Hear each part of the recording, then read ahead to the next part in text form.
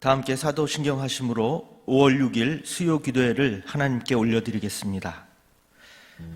나는 전능하신 아버지 하나님 천지의 창조주를 믿습니다. 나는 그의 유일하신 아들 우리 주 예수 그리스도를 믿습니다. 그는 성령으로 잉태되어 동정녀 마리아에게서 나시고 본디오 빌라도에게 고난을 받아 십자가에 못 박혀 죽으시고 장사된 지 사흘 만에 죽은 자 가운데서 다시 살아나셨으며 하늘에 오르시어 전능하신 아버지 하나님 우편에 앉아 계시다가 거기로부터 살아있는 자와 죽은 자를 심판하러 오십니다. 나는 성령을 믿으며 거룩한 공교회와 성도의 교제와 죄를 용서받는 것과 몸의 부활과 영생을 믿습니다. 아멘. 다 함께 찬송가 546장 찬양하시겠습니다.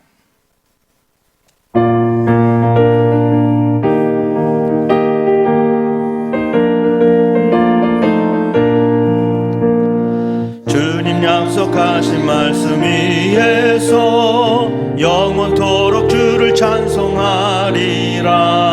소리 높여 주께 영광 돌리며 약속 믿고 굳게 서리라. 굳게 서리 영원하신 말씀 위에 굳게 서리. 굳게 서리 그 말씀 위에 굳게 서리라.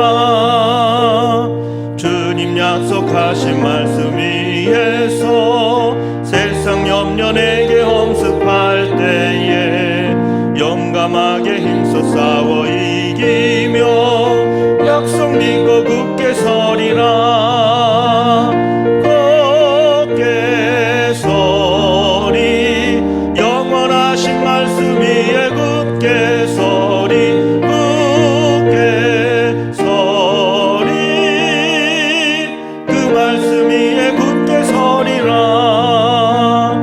주님 약속하신 말씀 위에서 영원하신 주의 사랑 힘입고 성령으로 힘써 싸워 이기며 약속 믿고 굳게 서리라.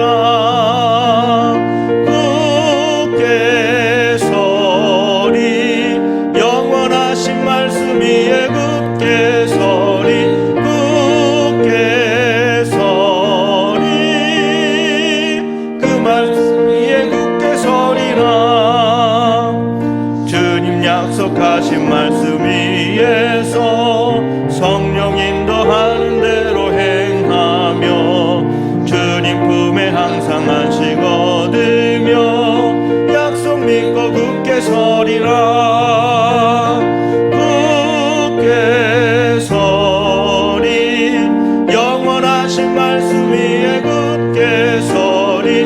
굳게 서리 그 말씀 위에 굳게 서리라. 아멘. 오늘 하나님께서 우리에게 주시는 말씀은 로마서 8장 1절에서 17절입니다. 제가 가지고 있는 성경으로 신약 249쪽입니다.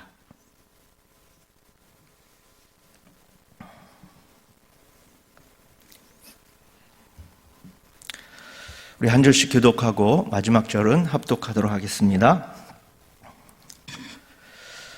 그러므로 이제 그리스도 예수 안에 있는 자에게는 결코 정죄함이 없나니 이는 그리스도 예수 안에 있는 생명의 성령의 법이 죄와 사망의 법에서 너를 해방하였음이라.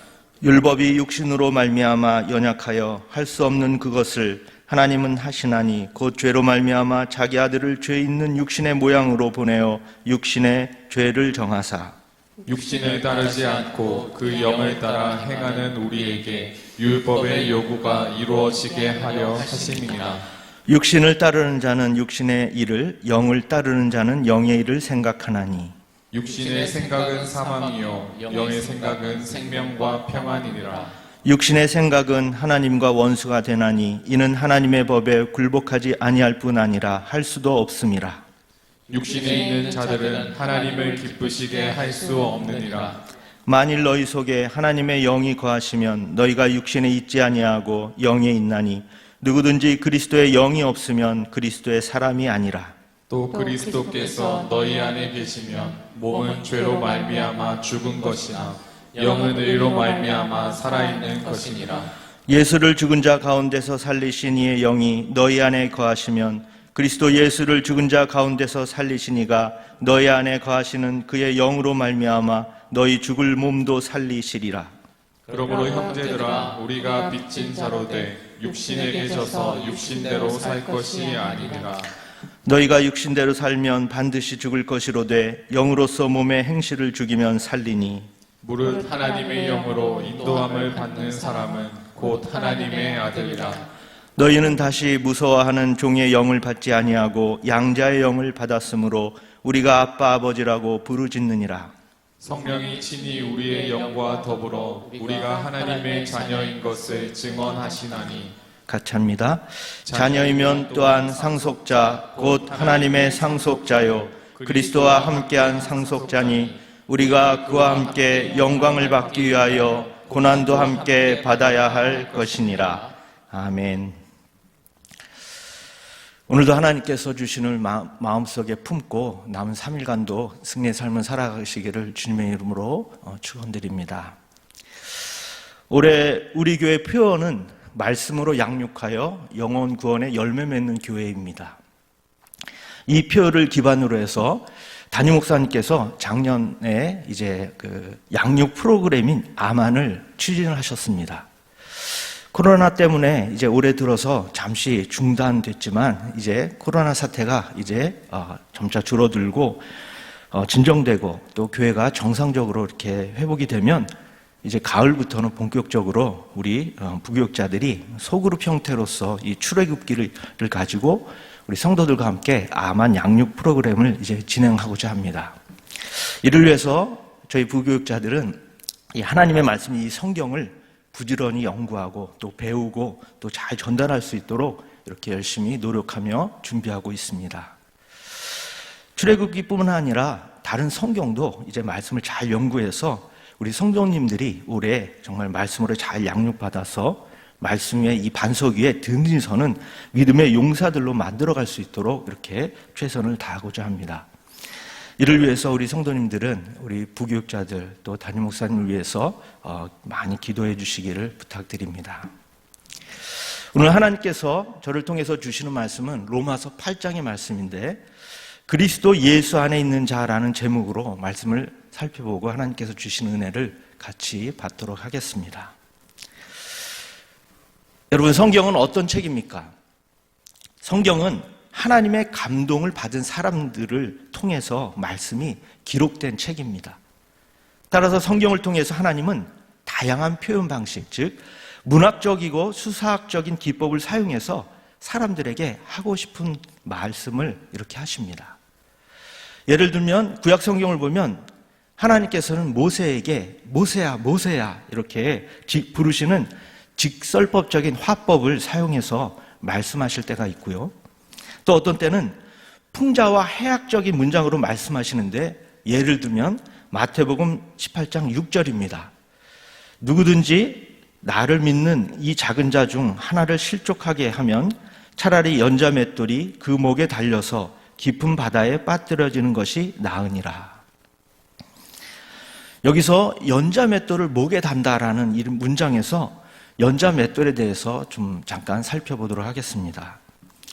여러분, 이 연자 맷돌의 무게가 얼마인지 추측이 되십니까?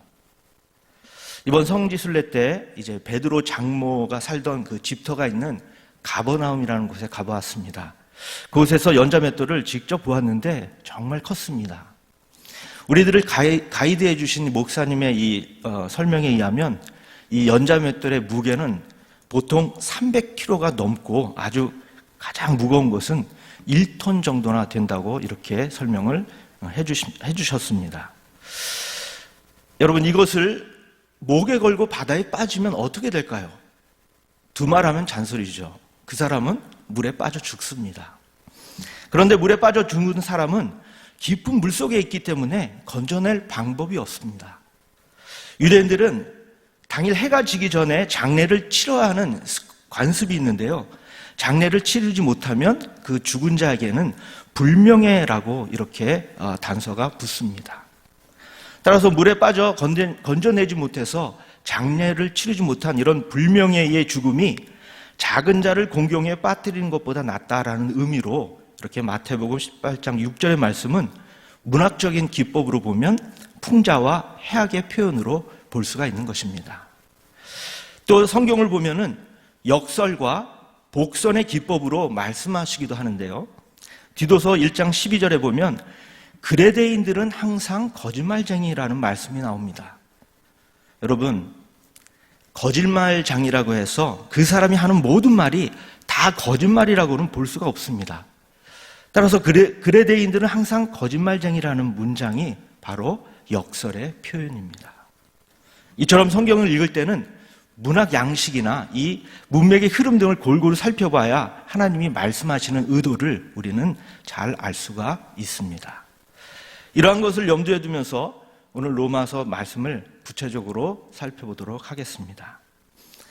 오늘 말씀 8장 1절을 보면 그러므로 그리스도 예수 안에 있는 자에게는 결코 정죄함이 없나니라고 기록되어 있습니다. 이 문장을 좀 더 풀어서 말씀드리면 성도는 예수 안에 있는 자요, 예수 안에 있는 자에게는 정죄함이 없다라고 우리들에게 선포하고 있습니다.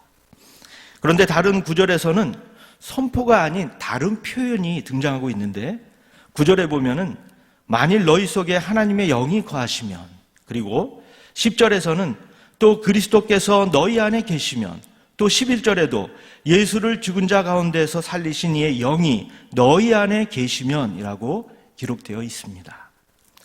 이 구절들은 1절의 이 선포적인 말씀과는 다른 표현의 양식을 이렇게 쓰고 있는데, 즉 조건형 질문 형식으로 되어 있음을 볼 수가 있습니다. 이것은 표현 양식으로 볼 때는 1절과 대조되는 그러한 양식이고요. 내용상으로는 상반된 내용이라고 볼 수가 있습니다. 그런데 이 표현은 질문 형식으로 되어 있지만 자세히 보면 성도들에게 질문하고 있는 것이 아닙니다. 또한 성도들에게 곰곰이 자신의 속을 살펴보라고 요청하는 것도 아닙니다. 여러분, 성경이라는 책은 하나님이 행하신 일, 즉 하나님이 인간에게 이루어 놓으신 결과를 인간에게 선포하는 책이지 질문하는 책이 아닙니다. 따라서 성도는 성경을 읽으면서 고민이나 갈등 또는 두려워하거나 시험이 들면 절대로 안 됩니다. 도리어 성경을 읽으면 우리의 고민이 해결되고 또 갈등이 풀어지고 두려움이 떠나가야 합니다. 왜 그렇습니까? 행복과 기쁨이 느껴지기 때문입니다. 성경의 모든 이야기는 인간을 위한 복음이요 기쁜 소식이기 때문에 우리는 행복과 기쁨이 느껴질 수가 있는 것입니다. 따라서 성경을 읽을 때마다 말 그대로 복된 이야기, 즉 기쁜 소식을 깨달아가는 것이 정상적인 반응인 것입니다. 우리가 읽은 1절의 말씀도 우리 인간을 위한 기쁜 소식의 말씀입니다. 이 말씀을 보면 성도된 우리들을 그리스도 예수 안에 있는 자라고 표현하고 있습니다. 이 말씀의 의미를 우리는 잘 이해해야 하는데요. 그리스도 예수 안에 있는 자란 성도가 되기 전, 즉 세상에 속해 있던 우리들을 하나님께서 일하심으로 그 결과 새로운 존재, 새로운 신분, 새로운 소속, 즉 성도가 되었다라는 뜻입니다. 사람들은 흔히 기독교인을 행위로 판단한다고 합니다. 그 열매로서 그 나무를 알지라라는 말씀에 근거해서 어떤 사람이 구원을 받았는지 그 사람의 행위를 통해서 판단하려고 합니다. 예를 들면 주일에 어떤 성도가 결석을 하면 어떤 분들은 그 성도는 구원의 확신이 없어서 결석을 자주 하긴 해 라고 판단을 합니다. 그리고 11조를 안 내면 아직 거듭나지 못한 사람이기 때문이야 라고 판단을 하고요. 또 성질 내고 제 고집대로 하면 아직 성령을 받지 못해서 그래 라고 그 사람의 행위로 구원의 여부를 판단하려고 합니다. 그러나 여러분, 기독교는 행위로 구별하는 것이 아니라 소속으로 구별하는 것입니다. 어떤 행동을 하느냐가 중요한 것이 아니라 죄에 속했느냐 아니면 하나님께 속해 있느냐를 봐야 합니다. 만약에 죄에 속해 있다면 비록 당장은 선해 보이고 아름다워 보일지라도 그 내면에는 죄의 원리가 있어서 언젠가는 그 죄의 결과가 나타나게 됩니다. 그러나 하나님께 소속되어 있다면 비록 당장은 성도답지 못하고 죄인과 다를 바 없어 보여도 그 사람은 여전히 성도요, 결국에는 하나님의 거룩한 열매들이 맺혀질 것입니다. 여러분, 당장의 행위보다 중요한 것은 현재의 소속이라는 것을 명심하시기 바랍니다. 따라서 바울은 지금 1절 말씀을 통해서 성도는 새로운 존재, 새로운 신분, 새로운 소속을 가진 자라고 언급하고 있는 것입니다. 그런데 이러한 소속은 성도 자신의 능력으로 되는 것이 아닙니다. 이 새로운 소식은 하나님께서 주십니다. 이를 강조하는 말씀이 바로 2절 말씀인데요. 우리 2절 말씀을 다 함께 다시 한번 합독하도록 하겠습니다. 시작. 이는 그리스도 예수 안에 있는 생명의 성령의 법이 죄와 사망의 법에서 너를 해방하였음이라. 아멘. 여러분, 성경은 언제나 하나님이 하셨다라고 선언을 합니다. 그리스도 예수 안에 있는 생명의 성령의 법, 즉 하나님께서 죄와 사망의 법에 잡혀있는 우리들을 해방시키셨고 또 주님 안으로 옮겨 놓으셨습니다. 하나님께서 역사하신 것입니다. 그렇습니다. 죄인된 우리를 구원하셔서 그리스도 예수 안에 두신 하나님께 감사와 영광을 돌리시는 우리 모든 성도님 되시기를 주님의 이름으로 축원드립니다. 여러분, 학생들의 이 학습지나 문제지를 보면 먼저 정답이 나오고 그 다음에 해설이 나옵니다. 왜 그런 답이 나왔는지를 설명해 주는 것입니다. 성경도 마찬가지입니다. 성경의 구조를 보면은 먼저 정답을 선포하고 그 다음에 이어서 정답을 설명해 주는 구조입니다. 오늘 1절과 2절에서 성도는 죄에서 해방되어서 하나님 안에 속한 자, 그리스도 예수 안에 거하는 자, 더 이상 정죄함을 받지 않는 자라고 정답을 선포하고 있습니다. 그리고 왜 그런지 그 설명은 3절부터 해주고 있는데 우리 3절 말씀도 다시 한번 합독하도록 하겠습니다. 시작. 율법이 육신으로 말미암아 연약하여 할 수 없는 그것을 하나님은 하시나니 곧 죄로 말미암아 자기 아들을 죄 있는 육신의 모양으로 보내어 육신의 죄를 정하사 육신을 따르지 않고 그 영을 따라 행하는 우리에게 율법의 요구가 이루어지게 하려 하심이니라. 아멘. 여러분, 이 말씀을 좀 더 쉽게 풀어서 다시 말씀드리면 인간이 죄에 잡혀서 아무것도 할 수 없을 때에 하나님은 그 인간을 위해서 예수 그리스도를 이 땅에 보내셨습니다.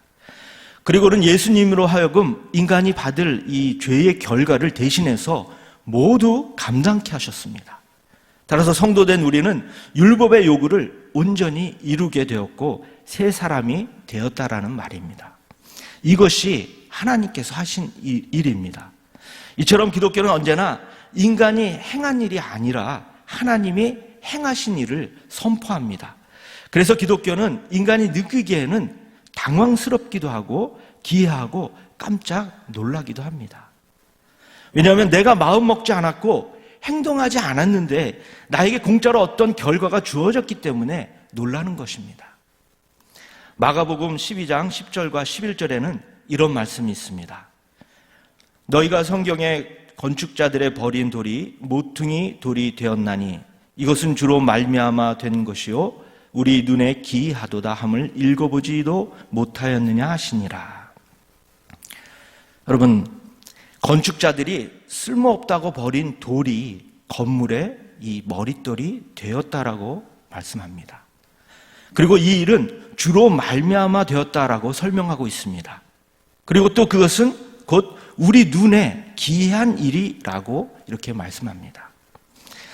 그렇습니다. 우리 인간들의 생각과 또 보는 눈은 제한적입니다. 한계가 있습니다. 그러나 전능하신 하나님은 우리 인간의 생각을 뛰어넘어서 한계가 없으신 분입니다. 따라서 하나님께서 하신 일로 인해서 인간들은 놀랄 수밖에 없는 것입니다. 하나님의 일하심을 자세히 설명하는 것이 이제 5절 이하에 이어집니다. 여기서 성경을 읽을 때에 주의해야 할 사항이 있습니다. 그것은 성경의 단어와 세상의 단어가 비록 같은 단어이지만 내용상으로는 매우 다르다라는 것을 분별해야 합니다. 오늘 말씀에 나오는 이 단어도 그 의미를 성경적인 의미로 해석해야 합니다. 3절부터 8절에 보면은 육신이라는 단어와 영이라는 단어가 계속해서 이렇게 반복해서 나옵니다. 물론 이 육신이라는 단어는 우리가 잘 알고 있듯이 인간의 몸이나 신체를 말합니다. 그런데 여기서는 그렇게 해석해서는 안 됩니다. 여기서의 육신은 인간의 몸이 아니라 인간의 상태 또는 인간의 위치를 표현하는 것으로 우리는 이해해야 합니다. 다시 말씀드리면 육신은 인간이 죄에 잡혀있는 상태, 즉 죄의 종이 된 신분, 죄인이라는 이 정체성을 의미하고요. 또 영은 하나님께 속한 상태를 의미합니다. 따라서 이것을 단순하게 정리하여 다시 말씀드리면 육신은 죄를 나타내는 말이고요. 또 영은 하나님을 나타내는 말입니다. 이것을 토대로 5절부터 9절까지 바꿔서 또 같이 읽어보도록 하겠습니다. 시작. 죄를 따르는 자는 죄의 일을, 하나님을 따르는 자는 하나님의 일을 생각하나니 죄의 생각은 사망이요 하나님의 생각은 평안과 평안이니라. 죄의 생각은 하나님과 원수가 되나니 이는 하나님의 법에 굴복하지 아니할 뿐 아니라 할 수도 없음이라. 죄에 있는 자들은 하나님을 기쁘시게 할 수 없느니라. 만일 너희 속에 하나님의 영이 거하시면 너희가 죄에 있지 아니하고 영에 있나니 누구든지 그리스도의 영이 없으면 그리스도의 사람이 아니니라. 아멘. 여러분, 사도 바울이 가장 심각하게 느꼈던 것이 바로 죄였습니다. 자신이 죄에 팔렸고 죄에 사로잡혀 있다는 것이었습니다. 여러분, 죄를 깨닫게 하려고 등장한 것이 무엇입니까? 우리가 잘 알고 있듯이 율법입니다. 율법이 없었을 때에는 아무도 죄를 몰랐습니다. 인간의 죄악된 행동을 보면 그저 불평하고 또 그들을 심판하고 또 비판할 뿐 그 근본 원인이 죄 때문이라고 아무도 생각하지 않았습니다. 그래서 악과 불의에 대하여 그 근본 원인인 이 죄와 연관시키지 않고 그저 다 그 사람만 나쁘다라고 생각을 했습니다. 마치 죄는 문제가 없고 인간이 문제가 된 상태를 사도 바울은 로마서를 통해서 죄는 죽었고 나는 살았도다라고 표현을 했습니다. 쉽게 풀어서 말씀드리면 죄는 잘못이 없고 자신이 문제의 이 당사자로 지목되었다라는 말입니다. 그러나 율법이 등장하자 드디어 실체가 밝혀집니다. 어떤 실체입니까? 문제의 실체는 인간이 아니라 바로 죄였고 인간이 죄에게 사로잡혀 있다는 이러한 안타까운 사실이 밝혀진 것입니다. 여러분, 하나님이 율법을 주시지 않았다면 지금도 모두 인간 탓만 하고 있었을 것입니다.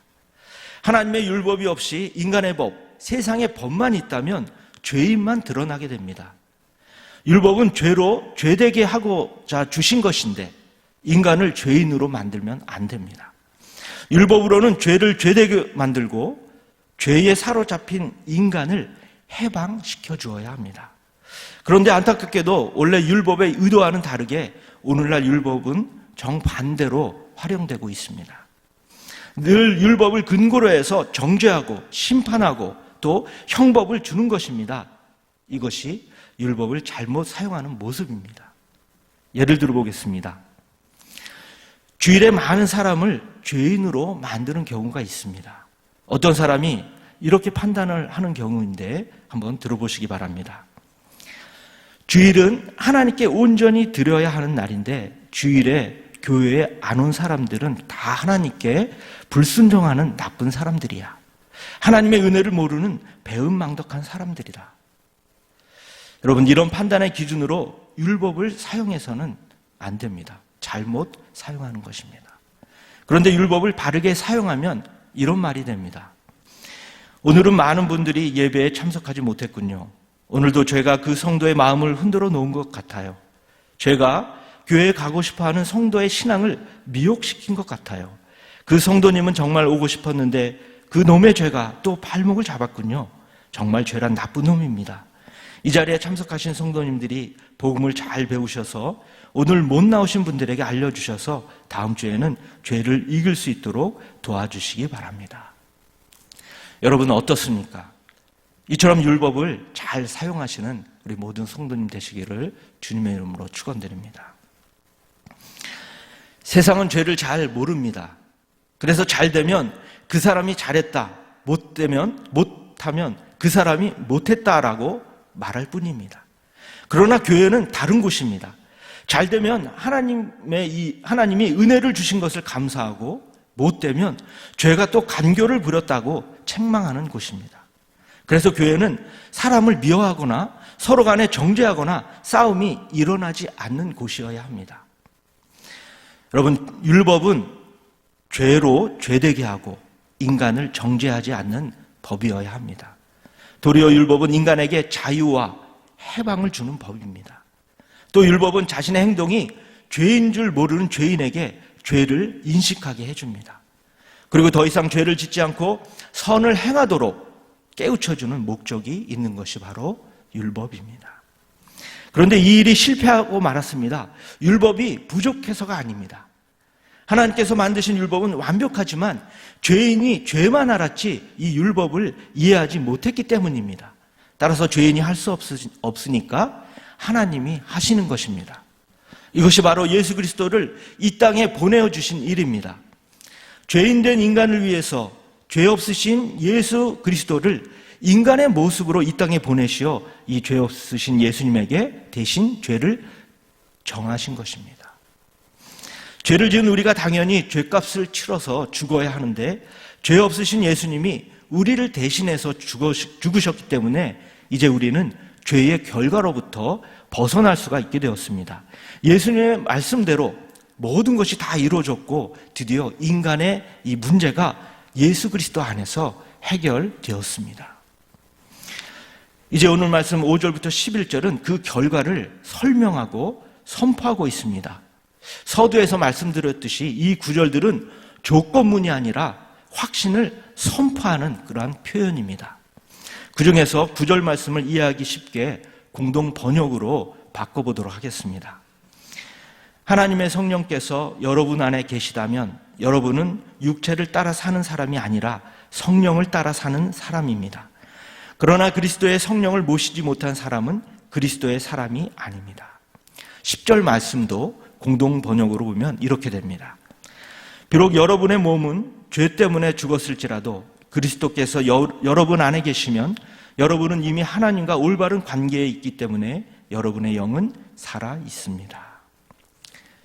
여러분, 기독교는 하나님이 행하시고 하나님이 선포하시고 하나님이 인증하십니다. 따라서 우리의 믿음의 근거, 우리의 신앙의 근거는 우리의 느낌에 있지 않고 하나님의 증거에 있음을 명심하시기 바랍니다. 16절에 보면은 성령이 친히 우리의 영과 더불어 우리가 하나님의 자녀인 것을 증언하시니라고 말씀합니다. 이 말씀은 성경이 가지고 있는 아주 독특한 표현 방식으로 세상에는 이 구절과 같은 표현 방식이 없습니다. 세상에서는 본인이 증거하는 것이 가장 정확합니다. 주변에서 아무리 증명해 보려고 해도 본인에게 확신이 들지 않으면 불안감을 극복할 수 없습니다. 그러나 성경은 성도에게 어떻게 느끼고 생각하고 있는가를 묻지 않습니다. 성경은 하나님께서 친히 선포하시고 성령께서 친히 증언하십니다. 말씀을 맺겠습니다. 여러분, 하나님께서는 인간을 위한 구원의 계획을 세우셨습니다. 그리고는 그 계획을 인간이 아닌 하나님이 진행하셨습니다. 또한 그 결과도 하나님이 만들어내셨습니다.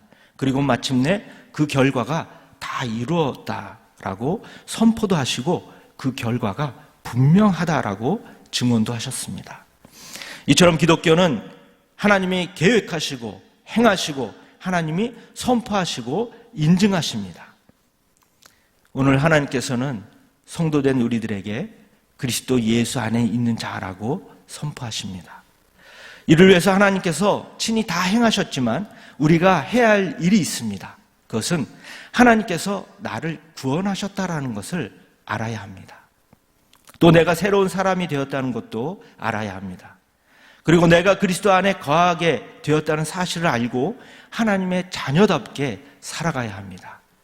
이러한 사실을 알고 하나님께서 주시는 은혜로 기쁘게 감사하며 삶을 누리시며 살아가시는 우리 모든 성도님 되시기를 주님의 이름으로 축원드립니다.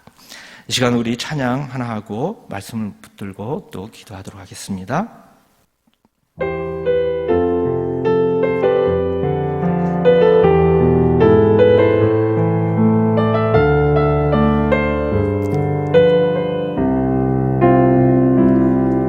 날이 저물어 갈 때 빈들에서 걸을 때 그때가 하나님의 때 내 힘으로 안 될 때 내 힘으로 안 될 때 빈손으로 걸을 때 내가 고백해 여호와 이래 주가 일하십니다. 주가 일하시네 주가 일하시네 주께 아끼지 않는 자에게 주가 일하시네 주가 일하시네 신뢰하며 걷는 자에게 우리 모인 이곳에 주님 함께 계시네 우리네 아버지 은혜 적은 떡과 물고기 내 모든 걸 드릴 때 모두 고백해 여호와 이래 주가 일하십니다.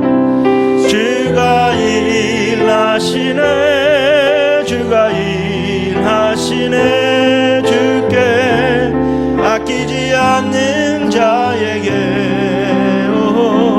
주가 일하시네 주가 일하시네 신뢰하며 걷는 자에게 주가 일하시네 주가 일하시네 주가 일하시네 주께 아끼지 않는 자에게 주가 일하시네 주가 일하시네 신뢰하며 걷는 자에게 이 시간 들은 말씀을 붙들고 다 함께 기도하겠습니다. 하나님께서 우리들에게 그리스도 예수 안에 있는 자라고 말씀하십니다. 우리가 자격이 있거나 능력이 있어서가 아닙니다. 하나님의 은혜로 하나님께서 일하셔서 죄인이었던 우리들을 구원해 주시고 그리스도 예수 안에 두신 것입니다. 그래서 우리가 성도가 된 것입니다. 이러한 사실을 잊지 말고 하나님께 감사와 영광을 돌리는 우리 모두가 되게 해달라고 이 시간 통성으로 기도하시겠습니다.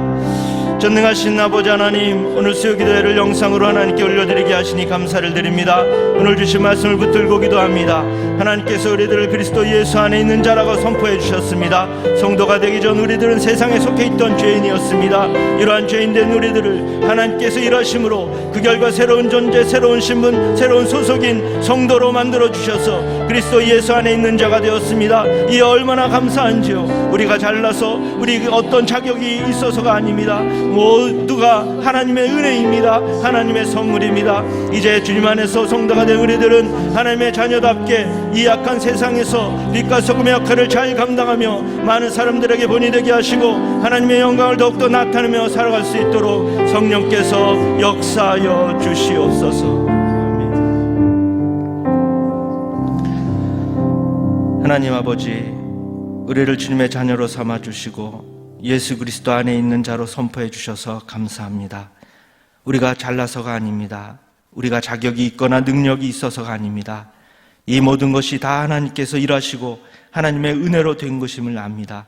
이러한 사실을 잊지 말고 항상 명심하며 살아가길 원하오니 성령께서 우리의 마음을 붙잡아 주시고 동행하여 주시옵소서. 이제 주님 안에서 성도가 된 우리들은 하나님의 자녀답게 이 악한 세상에서 빛과 소금의 역할을 잘 감당하며 많은 사람들에게 본이 되게 하시고 하나님의 영광을 더욱더 나타내며 살아갈 수 있도록 성령께서 역사하여 주시옵소서. 감사를 드리며 이 모든 말씀 예수 그리스도의 이름으로 기도합니다. 아멘. 하늘에 계신 우리 아버지, 아버지의 이름을 거룩하게 하시며 아버지의 나라가 오게 하시며 아버지의 뜻이 하늘에서와 같이 땅에서도 이루어지게 하소서. 오늘 우리에게 일용할 양식을 주시고 우리가 우리에게 잘못한 사람을 용서하여 준 것 같이 우리 죄를 용서하여 주시고 우리를 시험에 빠지지 않게 하시고 악에서 구하소서. 나라와 권능과 영광이 영원히 아버지의 것입니다. 아멘.